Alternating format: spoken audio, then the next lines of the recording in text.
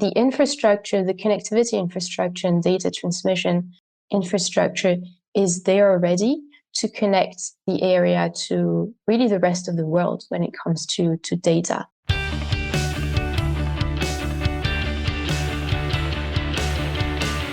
I am Rhys Tisdall, and this is The Future of Water, in which we talk about all the ways which companies, utilities, and people are addressing the challenges and opportunities in water. This is episode 115, and I can already tell it's going to be a great one. That's because today I'm joined by my colleagues Keith Hayes and Chloe Meyer for a deep dive into what seems to be one of the most pressing and fastest evolving intersections in the water landscape: data centers and water management. This conversation really is partly sparked by an AWS announcement in Spain, and it couldn't be more timely. It has to do with data center development, and our Europe-based team has also just published new analysis exploring the scale and trajectory of the data center developments across the region, particularly with a focus on Spain's escalating water stress. That's where the convergence is. And this insight, investment pours into Spain data centers, really dives into how hyperscale build-outs are colliding with regional water resource constraints. But what I like about the analysis is how it moves beyond the surface and it seems to unpack the geographic shift in data center investments towards Southern Europe, at least as far as Spanish developers are hoping for and concerned about. Rising competition among water solutions providers, navigating high stakes, high growth markets and opportunities for things like water management for these data centers. The role, surprisingly, what is now legacy infrastructure, and that is the role of things like in the locations of undersea cable networks in shaping site selections. It's hard to believe that undersea cables for internet and things like that are legacy infrastructure, but they are in today's fast growing world. And then lastly, the growing imperative for transparent, sustainable water strategies from the big tech or tech giants, if you will, and what they're saying and what they're providing to local communities and stakeholders. But before we do that, you're going to have to bear with me just a little bit longer to hear about what's caught my attention this past week. That is SEER Week. The newly appointed U.S. Secretary of Energy, Chris Wright, apparently pulled no punches at the annual energy conference, and his message was clear. Fossil fuels aren't going anywhere. The energy transition narrative, while continuing to evolving seemingly in a different direction under a new administration. And so Secretary Wright had emphasized that coal, natural gas, and LNG remain foundational to global energy systems, particularly in meeting rising demand from things like AI data centers and industrial development. Not going to lie, I agree. It's going to take a portfolio approach, but the world's changing a little bit and what the administration's approach is and what they're funding and so forth. But Secretary Wright had called for expanding fossil fuels in developing regions, especially in Africa, arguing that coal and gas are as essential to their economic ascent as they were for the U.S. This is sort of the similar approach that China has taken historically. And the stance really underscores a longer runway for traditional fuels, raising important flags for the water-intensive energy systems. So I think that is why we at Bluefield care about this, is what does this mean for water demand, water management within the power and or energy networks? And so that's something we're focusing on. AI and data center growth are triggering what seems to be exponential electricity demand, increasing what will increase pressure, if not already, on power generation assets. Many of these, especially gas-fired plants, while more water efficient because they're new and they're more focused on that, they do depend still heavily on water for cooling. So the knock-on effect is greater scrutiny on things like water sourcing, thermal discharge, and regulatory compliance, depending on where these systems are. It is worth pointing out that several months ago, Bluefield released an entire report on the energy transition. And one thing that came out of it was, energy demand, or power demand, should I say, more specifically in the U.S., has grown since post-World War II, but really over the past decade to 2 decades in the U.S., it's been relatively flat, growing at only about 0.7% annually. So the demand has not been climbing, but if AI and data centers live up to their expectations, or at least all the hype that everybody's talking about, the power demand could triple or quadruple pretty quickly. And that's already in planning. And so that's really where the rub is between data centers, the power sector, and I think for this discussion, water demand, and water management. One last point I wanted to bring out that's what the secretary's comments made me think about. That is the winners under the new administration. Oil and gas producers are certainly poised to benefit from U.S. crude and oil output as oil output surpasses 10, I think, is it 10 million barrels per day? And LNG exports have also climbed significantly as well. Both of these since 2015, when it became legal for companies to export to other markets. In the case of natural gas, I've talked about this a number of times.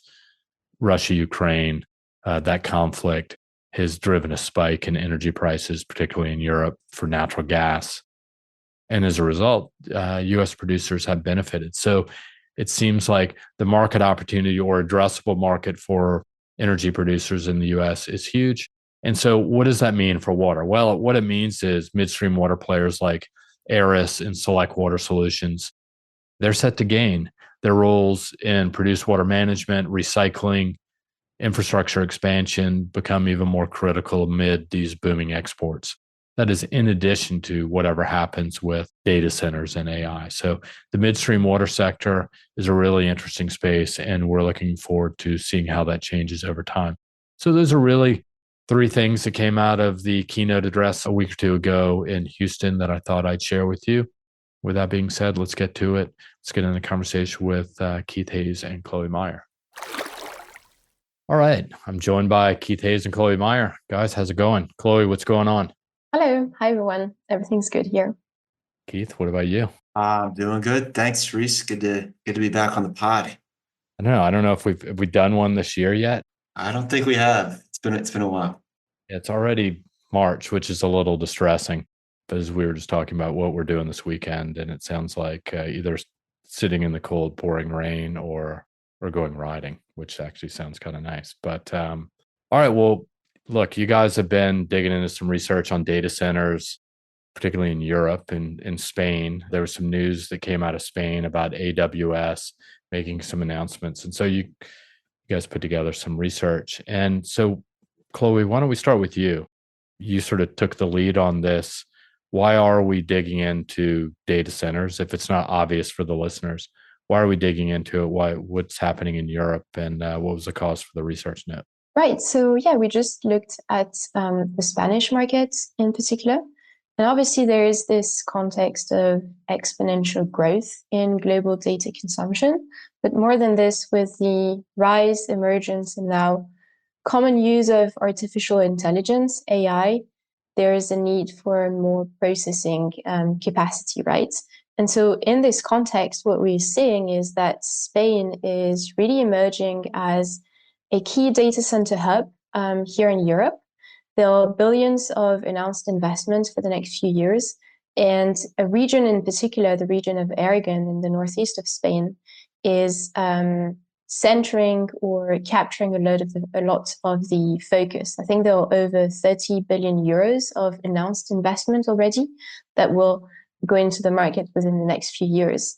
And I think looking at Spain, it's interesting to see that the sector is at a sort of inflection point. There is a need to balance the economic growth of data centers and the constraints in terms of resources that it faces, whether it is we're talking about land or availability of space, but also the constraints associated with energy and, of course, the ones with water, right? And I think in particular in Spain, we see a lot of traction from those hyperscalers, so those really large data centers that are for enterprises with high data volume needs, like Google, Microsoft, Amazon Web Services, or Meta, for instance. And obviously, there are larger infrastructure, larger assets, so their energy and water consumption is also higher than the co-location data centers, for instance, which means that companies are increasingly looking at the project viability and how to implement sustainability strategies to ensure the ongoing development of those infrastructure. Yeah, I think it's hard to believe how much money is going into this segment. And it's also being evidenced just by the interest from our clients. We've put out a U.S. industrial forecast. Part of that is on data centers and the growth. It's the highest growth segment of the forecast. I suspect the same will be said, or it'll come out in our upcoming Europe industrial report as well. It's going to be a big growth segment. But what's interesting is what I liked about this research note was, talking about Spain, because there are different dynamics, also competitive. I don't know if that's the right word, but what does make Spain an attractive market for data centers, and how does it compare to other established data hubs? And I think you guys threw out the term FLAP-D. Maybe you could explain what FLAP-D is, what it means, and start from there. Yeah. So what is interesting about Spain as far as development growth? Right. So the FLAP-D markets, as we call them, or the historical data center hubs in Europe. So it stands for regions of Frankfurt, London, Amsterdam, Paris, as well as Dublin. And what we are seeing, which is really fueling the attractivity of the Spanish market at the moment, is that those historical hubs are seeing or facing increasing constraints back to the questions of land, energy, and water, right? They have less available land surfaces. They also are facing increases, or have been facing for a few years now, increases in the cost of energy. And that has led the data centers developers to look at other markets. And this is where Spain comes in strongly, because first, the costs of land and energy is lower in Spain. There is more land availability as well. And looking specifically at the question of energy, what we're seeing with Spain, where there's a high production of renewable energy and renewable electricity, is that last year, for instance, around 10% of the spot market prices were actually below zero because of that excess of renewables production. So low costs of land, low cost of energy. And also Spain is really located at a strategic location. It serves as a bridge between Europe, North Africa, but also the Atlantic side of thing, whether North America, but also Latin America. And it's connected to those regions through available submarine fiber optic cables. So the infrastructure, the connectivity infrastructure and data transmission infrastructure is there already to connect the area to really the rest of the world when it comes to data. And finally, the government is really tapping into the market by offering incentives and fast-tracked approvals for key projects. I think a few weeks ago, a month ago, there was the announcement of Meta's 1 billion data center in Talavera de la Reina region. So those fast-tracked approval are also definitely attracting investors to the country. Yeah, and so that leads to the next question. I think that's super interesting because everybody sees it. In fact, it's moving so fast, but on the back end of all of this, which is really our specialty or specialization, that is water, and what does this mean for water use in data centers? It seems to be a growing concern. I think, there are questions about, how much water is used at a data center. What about dry cooling? Is dry cooling, but if the use is dry cooling, what does that mean for the power plants or power generation supporting those facilities? Do they use more water and so on? So Keith, maybe just to not leave you hanging out there, let's start with you. So water uses in data centers is a growing concern. So how are some of the companies at least addressing it? And if you have any numbers to throw out there to provide some context, that would be great. Yeah, and I'm happy to hang. And also, Chloe, I'm impressed with your pronunciation of Talavera de la Reina. If I had to do the same thing in French, it would be a disaster.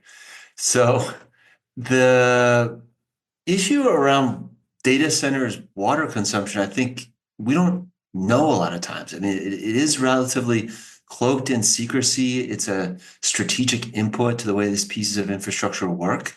So yes, we've been moving around this number of 1.5 liters of water per kilowatt hour.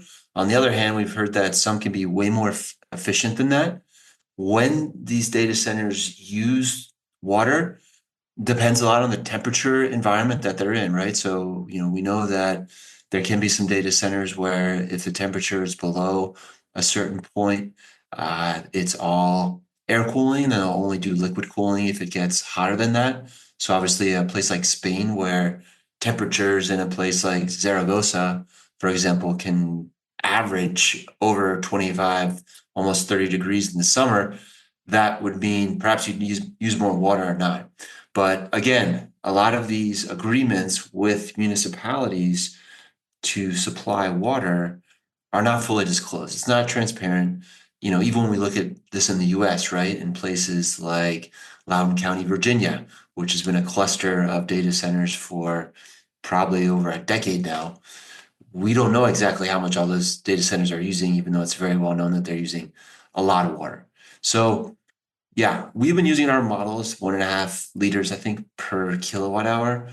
We have seen that number seems to be growing. And one of the clearest indicators we saw recently was Microsoft saying that their usage had grown almost 18% since 2020. And a lot of that specifically is because of the advent of artificial intelligence, right? And so what's happening here is that, okay, these things are already being built out a lot. And then when they're built, their usage, their load that they're carrying, and how those servers are operating is going up. And so how quickly they can build the data centers is often being driven by all that AI demand. And again, I think as Chloe was saying before, there are a lot of moving parts to this, right? It is getting the land. It's also getting that power transmission line.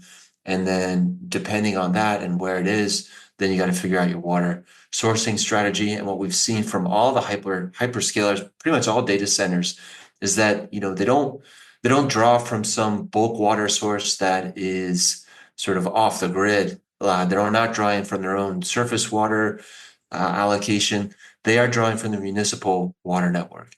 So obviously that's putting data center demand in direct competition, or needs to be in harmony with all that domestic use, commercial and industrial use that also may be on a municipal system. So that is what leads to, a lot of attention, a lot of spotlight is being shined on these installations. I think in Spain, we've been talking about Aragon, but also in Asturias, these are big drivers for areas of Spain that have had relatively low employment levels. So getting these types of investments is very interesting, but it's also putting pressure on these hyperscalers to pursue some mitigation of what their water footprint looks like. And Chloe, I know you probably have looked at some of the measures that they've taken to mitigate that footprint. Yeah. Yeah, I mean, I guess, yeah, that's a good question. So, Chloe, what are some of the trade-offs that have been made? What else have they done to head off the concerns? Right. So we do see some companies opting for air cooling processes instead of water cooling processes, or others opting for or trying to improve to the maximum ability, the water cooling processes. I think what's interesting to me is how some of those hyperscalers and data centers developers companies have also been looking at trade-offs outside of the perimeter and of the data center itself by going into or investing into water optimization projects in partnership with municipalities, or providing recycled wastewater for local farmers, for instance. So sort of taking a step back and looking at the water issue and the water challenge, not just from the lens of the data center itself, but also the lens of the broader ecosystem that it is set up in. And again, in Aragon's region, we've seen, for instance, Amazon Web Services has collaborated with a company called FidoTech, which provides leak detection services to support municipalities with leak detection services and mending those leaks. So not just optimizing water usage into the data center, but also trying to optimize water consumption and reduce water scarcity at the scale of the municipality that those infrastructure are set in. And to that extent, Amazon Web Services has also committed some additional funding, around 17 million euros, to other water saving and local infrastructure investment projects in that region. So if I put my cynical hat on, maybe Keith, I'll throw this back at you, is I look at that. And so AWS or Microsoft, pick your big tech company, they walk in and they say, hey, we want to develop a large data center, hyperscale data center. It's going to use a lot of water and it's going to draw from your system. But as we step back to Chloe's point, we're going to take a broader view at your local network and say, actually, you've got all these other problems. So our drawdown of your water supply or our withdrawals from your water supply, that'll be there, but we're going to go in and find other problems and just make you holistically more efficient. That's what we're getting at. And if it's within the network, it makes sense. If they're doing it elsewhere, water is very local, then it's kind of a paper game. Yeah, no, it is. And again, the challenge here is that there is minimal transparency around this in terms of the split of supply and how that's being allocated, where exactly on the network it's connecting, what are the treatment levels of the water that is arriving at the facility.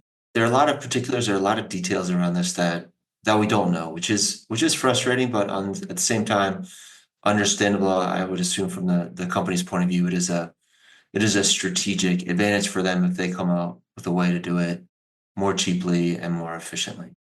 But I think the idea here is that it is building public trust by investing in those kinds of projects. So there's a huge PR element, obviously, to what these hyperscalers are doing in financing these types of projects. And it's about showing that, just as they do with their carbon footprint, where they try and offset all of their energy consumption with renewables, they are trying to say that they're doing the same thing with water. They roll it all into their sustainability report. They have chief sustainability officers that are selecting which projects to do.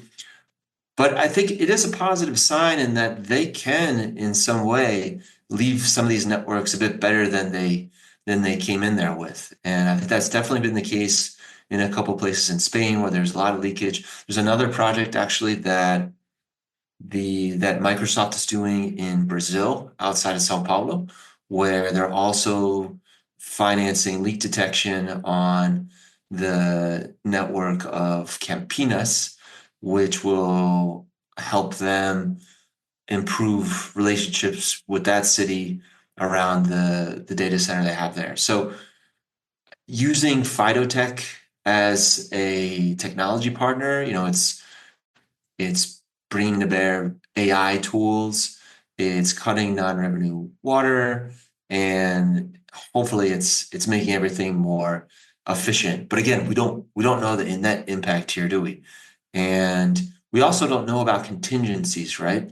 And I think that's one thing of concern. And as we've seen, the world's getting to be a more uncertain place in many ways, definitely weather-wise. We had catastrophic flooding at the end of October here last year in Valencia.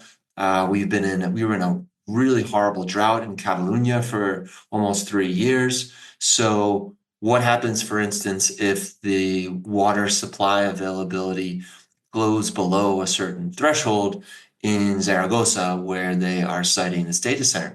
We don't know exactly what that threshold is, what would be the triggers, what would be the measures to deal with it. And this stuff is showing up in local press all the time. You have active environmental activists that are clamoring for any kinds of details to try and shine some transparency on this issue. But at the same time, it is positive that these corporations are looking beyond the walls of their data center and their server racks and thinking longer term. and they're generating a lot of jobs too. So at least a lot of jobs in the construction phase. I think there is some argument about what are the long-term number of positions that are going to be in some of these facilities as they become more and more automated.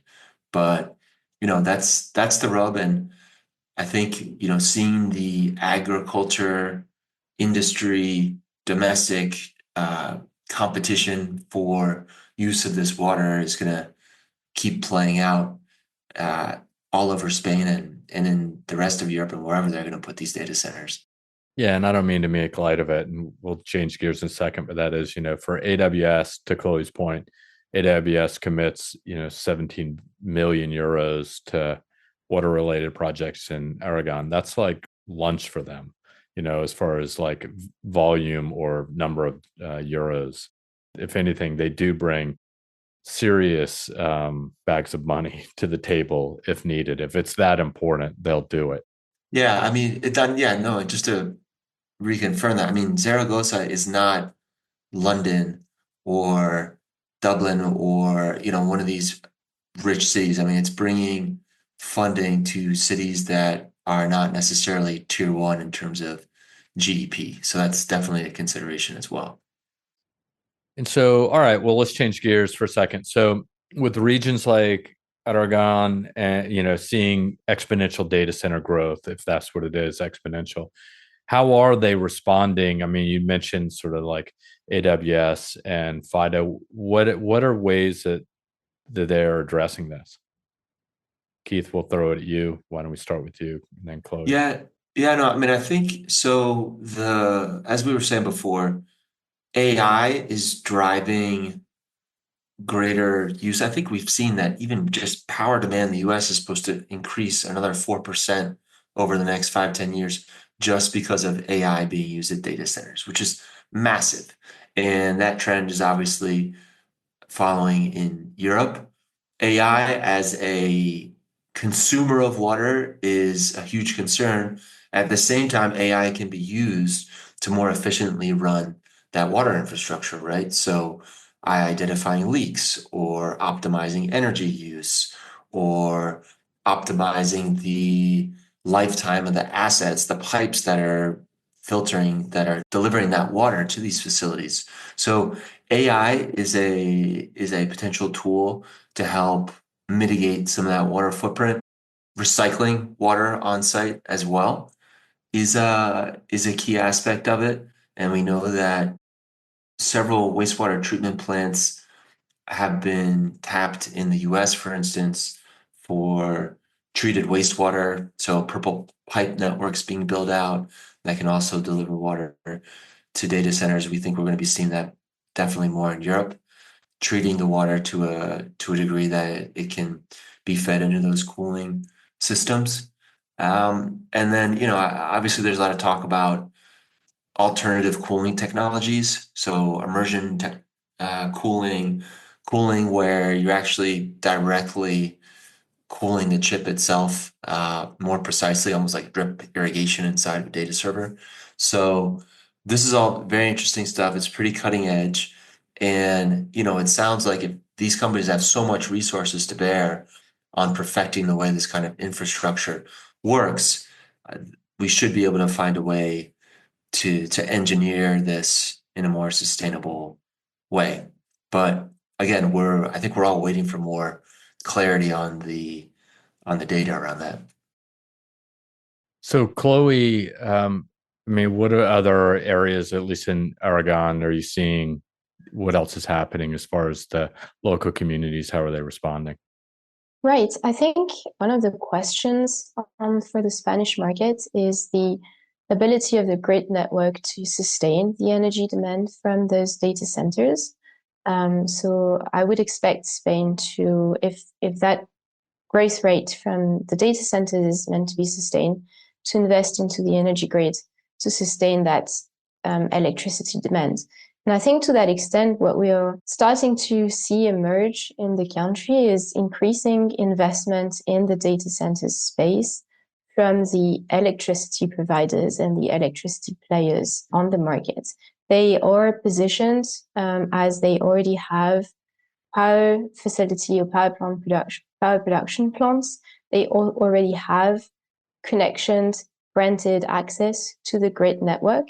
And we do see some that are repurposing older facilities into data centers and likely provide or offer to the market a almost turnkey solution where the access to the water is already granted, the access to the energy network is already granted. So it's definitely an interesting dynamic there, and it's something that is happening in France as well. EDF, the state provider of energy and electricity, have announced that some facilities will be offered as data centers in the future, building on that connection to the grid network already. Yeah, it'll be interesting to see how it plays out. I think even in the intro, I was talking about, the new Secretary of Energy from the U.S. I mean, they were talking about the role of energy production, and demand is at least in the U.S., has been flat. It's growing at 0.7% a year. It's obviously really mature. You can watch the phases of demand growth since World War II, but the last couple of decades been mostly flat. But with the role of AI and data centers, it could triple or quadruple really quickly. And it is going to put a lot of pressure. Everybody is probably more concerned about transmission, grid, siting, but not a lot are talking about sort of the role of water. And I know the water sector, or at least the data center developers, are talking about using things like dry cooling. But the question is, sure, you can air cool or dry cool these systems, but does that just push the water usage over to the thermal power plant rather than being on site for on-site cooling? So there is a trade-off that is going to happen. I mean, Keith, you already talked a little bit about sort of AI-driven growth, and Chloe, you touched upon it as well. So that's going to be, the question is, how overhyped is this or not? So given the scale, let's sort of just sort of wrap things up, but given the scale of investment in Spain, the competing pressures on water and energy, how do you see it evolving or adapting over the next 5 to 10 years? Keith, why don't we start with you? I mean, I think we're going to see a lot more efficiency probably around the water issue. So, that kind of optimization I was mentioning before around, chemical dosing, the quality control of the water inside the treatment plant that's going into the data center, and the cooling system as well. I think all of that will probably reach a point where hopefully it's not as much of an issue. I mean, they are going to keep building these things very quickly. It's always going to be of some concern, but this isn't it shouldn't be as much of a draw on the water systems as I think we're all pretty concerned about right now. Just, a lot of the worry is just about what we don't know. So a lot of innovation there, and innovation from many different players, right? And one of the cool things about data centers is we're not just talking about the water sector, we're talking about energy companies, which, and some of them are trying to get into this game and see it as a growth opportunity for them. There's technology players, so making sure that the fiber optic cables are there. So, everybody kind of wants a piece of this business, and that's going to be, I think, a driver for innovation is how all those pieces come together. But also just I think that the governance around data centers is going to be a key aspect of how this plays out as well. And when I say governance, I'm not just talking about like the siting, but data sovereignty, cybersecurity, all of that is obviously coming into play more and more. So if data centers are going to be kind of the backbone of how a lot of things run, they're also going to be subject to a lot of controls and regulations that we're probably definitely going to see more in Europe, perhaps, than we are going to see in the US in the near future. What about you, Chloe? What do you see going forward over the next 5 to 10 years? Right. So I think building on the emergence or increasing use of those partnerships with local communities to ensure water savings at the local level and in areas where data centers are located, I think this feeds into increasing the acceptability of data centers in areas where it may not be well perceived, but it also feeds into those companies' ESG goals, right? A number of companies have goals to be energy positive, but also water positive, or achieve net zero water targets. And I think as much as optimization can take place within the data centers, at some point those larger scale water savings programs will also feed into the water savings reporting done by those companies, and will increasingly be a tool for them to achieve their water goals and improve their water strategy, will deliver their water strategy. So I would expect this trend to increase in the next few years as well. I have one question for you, Chloe, because you're in France. I mean, does like EDF, right? France is obviously nuclear represents a large share of the power generation fleet.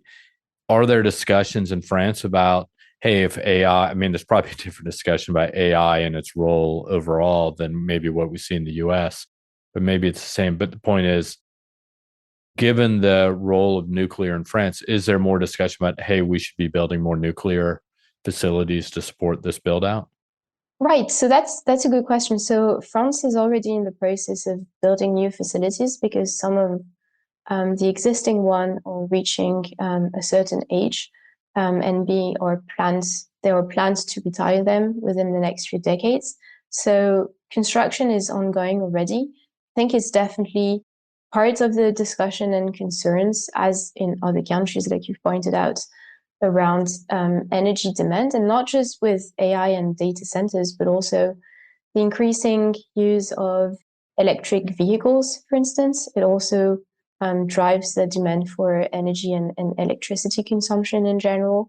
And generally speaking, the green transition and, again, increasing reliance on green electricity or nuclear electricity in France is definitely driving discussion around how to tackle this and ensure that the infrastructure is there to deliver and cover the needs for power. Yeah, I think that's super interesting because that's a similar yet albeit different conversation, at least in the US, when it comes to nuclear. There's discussions about bringing back, 3 Mile Island, which is an old nuclear facility that Microsoft at least has a contract or some agreement to be in power off taker and pay for the upgrades or rehabilitation of that. The other issue is like building nuclear in the US. 20 years is probably a short timeline as far as project development and permitting. That may change relatively quickly. We'll see regulatory wise, given what's happening in Washington, the focus on being able to build things more quickly, such as this. So it'll be interesting. I mean, I think at the end, as I think about it, thinking about what you guys have talked about, the role of data centers, it's really just a power discussion in many respects. Is how do we cool? Because that's really where the water demand, that's what it's for. And so then the question is, there's an opportunity for the power sector, whether you be EDF, a nuclear, power generator, or you be a renewable power generator like an Iberdrola in Spain, or the other side of it is then there's the water treatment side, whether you're a company like Ecolab, where you're just treating the produced or cooling water so there aren't things like Legionella outbreaks within the data center facility. So there are opportunities surrounding this problem, but I think, Keith, as you pointed out, it's sort of multifaceted in a sense. It's not just, oh, here's a data center, there's water management, because the water management or impact is felt not only on the data center, it's felt at the power facility, but then there are competing resources, whether it be for agriculture or the community itself. And there's not a lot of transparency. Yeah, no, and I think, to your point about just like the energy aspect of it, when we started writing this research note, I mean, Chloe and I were looking at an unconfirmed announcement from Repsol, which is Spain's primary oil and gas player, to get into the data center business. And that for us was an interesting indicator of how all major infrastructure companies and energy players are looking at this. So definitely would agree with what you're saying. It does circle around just where are we going to get enough power for this stuff, which then draws a lot of the onus on transmission networks as well. And are there enough power lines? I mean, I think we've seen that there are queues quite long in some markets to try and get a access to a transmission line, which makes Spain, as Chloe was saying before, that much more attractive, is that there is availability there. But I think Reese, going back to our days as renewable energy market analysts, there is this almost sort of Wild West feeling right now about how many almost real estate developers are running around trying to grab land and almost speculatively thinking data centers are going to be everywhere. And although at the same time we're seeing that, it's not like a solar power farm or a wind farm. It is more complicated than that. So these things can't pop up like mushrooms as one might think. But at the same time, I mean, there is this boom going on right now. And I think the other thought I had was, are we going to get to a place where there's just much more of like a data center in a box? So I think Chloe was saying before, more like one-stop shop, more turnkey solutions being provided.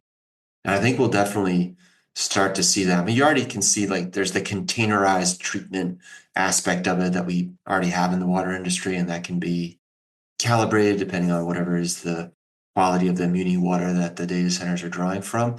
But then, is there also a way to standardize all the rest, which would bring the cost down for data centers and hopefully make them more efficient as well? Yeah, it's super interesting. I think the data center, it's going to change a lot of things of what we do. It's changing, like I said, the communities, the power sector, the power demand. We haven't even gotten into what it all means for society and, socially, culturally, educationally. We'll save that for another podcast. But with that being said, I'll set you guys free, let you guys the road, enjoy the weekend because it's early Friday. And at least it is the East Coast US. And you guys are closer to the weekend than I am. So enjoy, and let's talk again soon. You too. Stay hydrated. All right. Thank you. All right. Take care. All right. That was great to have them on. I'm not going to lie. It's good winding about the data center sector and what it means for water. It's actually pretty complex. And I hear a couple quick thoughts just based on that conversation that we just had. And that is, yeah, the role of water for data centers is complex. It's not just, on-site water usage and cooling. It's impacted by the power system's demand for water. So if companies are in that space, that landscape may be changing. And then lastly, not to be overlooked, and arguably the most important at the end of the day, and that is the community itself. And there are other there is competition for resources, whether it be from other industries, the domestic residences, as well as agriculture as well. The other thing that jumped out at me just in the conversation itself, I don't really have notes on this, but that is the difference between the U.S. and Europe when it comes to supporting or powering these data centers, right? So in the case of Chloe and Keith, they're talking a lot about nuclear. They're talking about renewables. These are carbon less or carbon limited solutions and technologies. In the intro, I talked about the new Secretary, Chris Wright, from the Department of Energy, talking about, fossil fuels are what's going to power this. That's what we have. That's what we're going to do.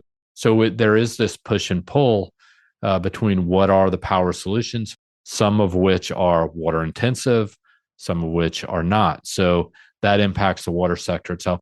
And then lastly, one thing that also jumps out to me, and this is, if I put my cynical hat back on again, is the discussion, because of the spike or potential spike in power demand, is the discussion going to shift from carbon mitigation over the last decade or two, particularly during an era in the US, at least, of low power demand, where it was pretty flat, we were able to have that discussion. Now we're seeing this spike. And so now are the property developers, the communities driven by the economic engine, the potential for construction jobs to build these out. We need to build these things. We can't wait around for renewables or backup battery power. We've got lots of natural gas in the US. We still have coal. Let's not decommission coal. So are we going to shift more towards fossil fuels? And so once again, question about the opportunities for water management in the water sector do evolve with this discussion. It all hinges on data centers and AI. So they are disrupting a number of different pieces of infrastructure. They influence the communities, the water utilities themselves, because most of them are connected to the municipal water utility. They are connected to power, electric power infrastructure. So it impacts that as well as the community. So lots of questions. Hopefully that's clear enough to at least think about. I know that at Bluefield, we will be talking more about this, partly because of conversations like this. So that being said, that's a wrap for our 115th episode. So thanks for being part of the journey in 2025. We're almost to the quarter of the way home, which at my age is getting a little sad, makes me a little scared for what's to come. Before we sign off, if you're in Boston, Barcelona, I'm going to throw out a couple other places: Paris, New York, the Bay Area, Chicago. Let us know. We'd enjoy the opportunity for a meeting. Send us a note at waterexperts@bluefieldresearch.com. Then any topic ideas you would like us to discuss.